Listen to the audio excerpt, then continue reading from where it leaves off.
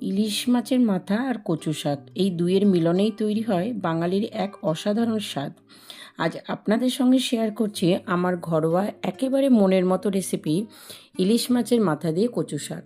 আমি রুম্পা, আপনারা এখন দেখছেন রুসাস রেসিপি কর্নার। তাহলে চলুন দেখে নেওয়া যাক। এর জন্য আমি এখানে দুটো ইলিশ মাছের মাথা ভালো করে ধুয়ে নিয়েছি। এবার এর মধ্যে আমি ছোটো চামচের 1 চামচ লবণ এবং ছোটো চামচের 1 চামচ হলুদ দেব। দিয়ে ভালো করে ইলিশ মাছের মাথাগুলোকে লবণ হলুদ মাখিয়ে নেব। আমাদের আজকের রেসিপি ইলিশ মাছের মাথা দিয়ে কচু শাক। এবার আমি এখানে 4টে কাঁচা লঙ্কা এবং 1 টুকরো আদাকে ভালো করে আমি বেটে নিয়েছি এবং ফোড়নের জন্য তেজপাতা, জিরে এবং শুকনো লঙ্কাও নিয়েছি। এবার আমি এখানটায় কচু শাক নিয়েছি, কিন্তু কচু শাকগুলো আমি বাজার থেকে কেটে নিয়ে এসেছিলাম। দিয়ে ভালো করে ধুয়ে নিয়েছি, তবে যখন ধোবেন তখন কিন্তু হাতে গ্লাভস পরে ধোবেন, নাহলে হাতে চুলকানোর সম্ভাবনা থাকে। এবার আমি হাফ কাপের মতো জল দিলাম এবং ছোটো চামচের 1 চামচ লবণ দিয়ে ঢাকনা দিয়ে ঢেকে ফুল ফ্লেমে বসিয়ে দিলাম।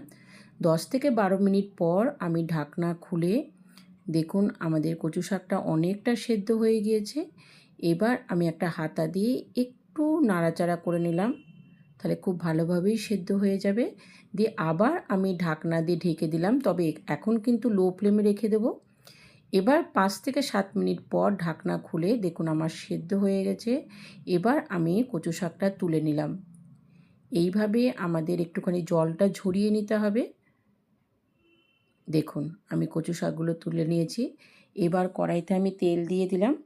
তেলটা গরম হয়ে গেলে আমি যে ইলিশ মাছের মাথাগুলো লবণ হলুদ মাখিয়ে রেখেছিলাম সেগুলো আমি এবার ভেজে নেব। দেখুন মাথাগুলো আমি দিয়ে দিলাম।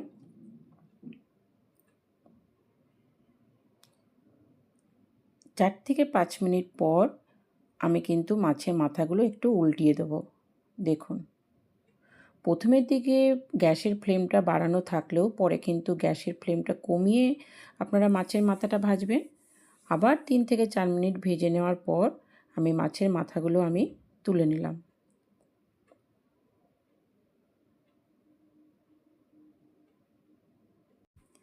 দেখুন এইভাবে কিন্তু আমাদের মাছের মাথাগুলো ভেজে নিতে হবে। এবার যে কড়াইয়ের মধ্যে তেলটা থাকলো ওই তেলেই আমি ফোড়ন দিয়ে দিলাম যে মশলাগুলো নিয়েছিলাম। তবে শুকনো লঙ্কাগুলো মাঝখান থেকে 2 টুকরো করে দেবেন, তাহলে একটু ঝাল হবে। দিয়ে মশলাটা একটু নাড়াচাড়া করে আমি যে আদা কাঁচা লঙ্কা বাটাটা নিয়েছিলাম সেই বাটাটা কিন্তু আমি এখানটায় দিয়ে দিলাম। দিয়ে আবার একটু ভালো করে নাড়াচাড়া করে নেব। দিয়ে একটু ভাজা ভাজা হয়ে গেলে আমি কিন্তু জল ঝরিয়ে রাখা কচু শাকটা কিন্তু এখানে দিয়ে দিলাম।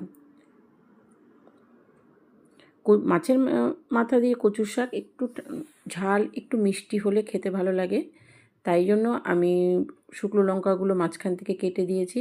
এবার ছোটো চামচের 1 চামচ লবণ এবং হাফ চামচ হলুদ আমি দিয়ে দিলাম।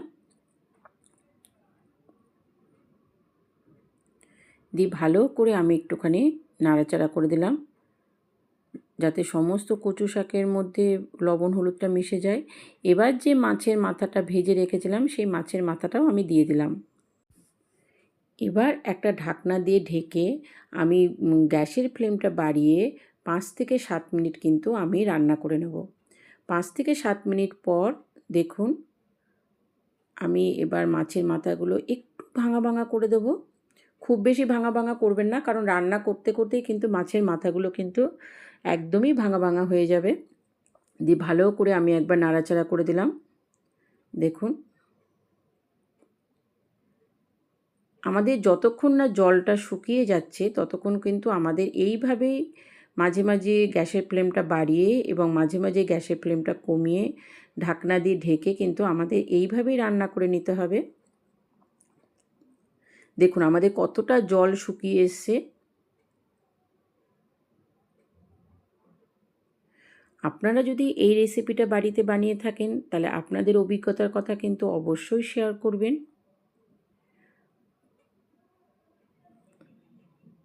পরের ভিডিওতে আপনারা কীরকম রেসিপি দেখতে চান সেটাও কমেন্ট করে জানাতে ভুলবেন না। দেখুন এইভাবে আমাদের কখনো গ্যাসের ফ্লেমটা বাড়িয়ে এবং কখনো গ্যাসের ফ্লেমটা কমিয়ে আমাদের জলটাকে কিন্তু একদম শুকিয়ে নিতে হবে। আর এইভাবেই কিন্তু আমাদের কচু শাকটা অনেকটাই সেদ্ধ হয়ে যাবে।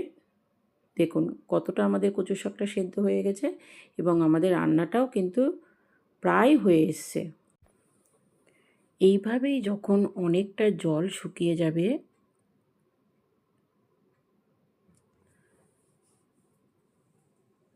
তখন কিন্তু আমি এখানটায় ছোটো চামচের 1 চামচ চিনি দিয়ে দেবো।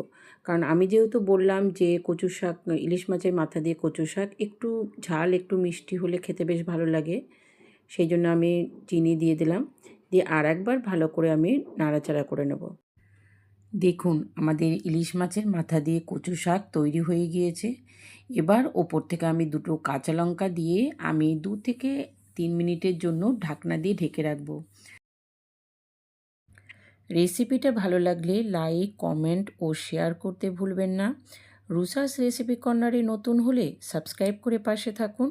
নতুন নতুন বাংলা রেসিপি পেতে বেল আইকনটি অন করে রাখুন।